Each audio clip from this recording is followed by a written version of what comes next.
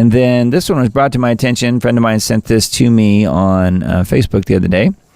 And guess what? They're doing a practice burning of one of the red heifers who isn't qualified to be the red heifer. So did you guys know about this? Practice burning of red heifer carried out.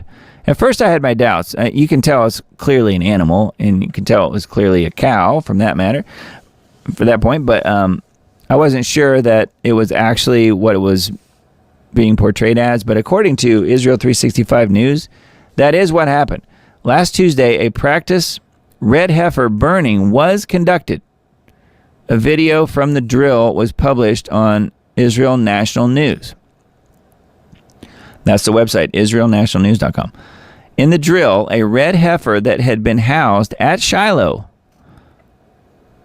was prepared and burned on a pyre of wood as preparation for the possibility of an actual ceremony in the future. The heifer was not suitable for the actual ceremony, as it had been inspected by the rabbis of the Temple Institute and judged to have non-red hairs, thereby disqualifying it.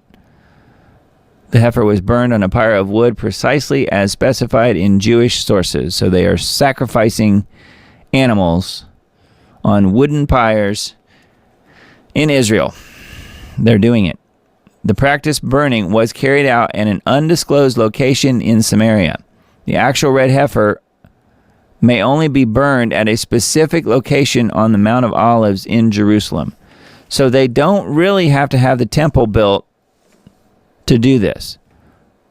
And this practice one was the sacrifice of one of the non-red hairs, one of the heifers that did not have the perfect red hairs, and had a few gray ones or other colors, gray or brown or something. So how about that? Wouldn't you like that? If you have any gray hairs in your head and you get sacrificed instead of somebody who has pure red hair. That would have been sacrificed a while back. Anyways, I just thought I would bring that to your attention because, yes, they are doing practice red heifer sacrifices now. It's the first time I've heard of that. But yeah, somewhere in Samaria.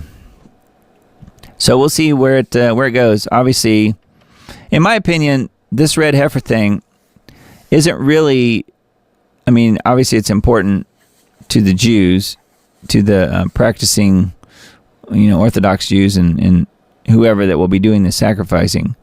But it seems to me like they can get a red heifer anytime they want by genetic engineering. I personally think that's probably how these showed up all at the same time, all from the same farm. There were like 5 of them that showed up at once. Now I guess there's only 4. So anyway, yeah, I would say that they can pretty much use genetic engineering and have red heifers anytime they want. It remains to be seen whether or not, they can only be a certain age, and obviously, this one found out the hard way that it didn't have the exact hairs as it should.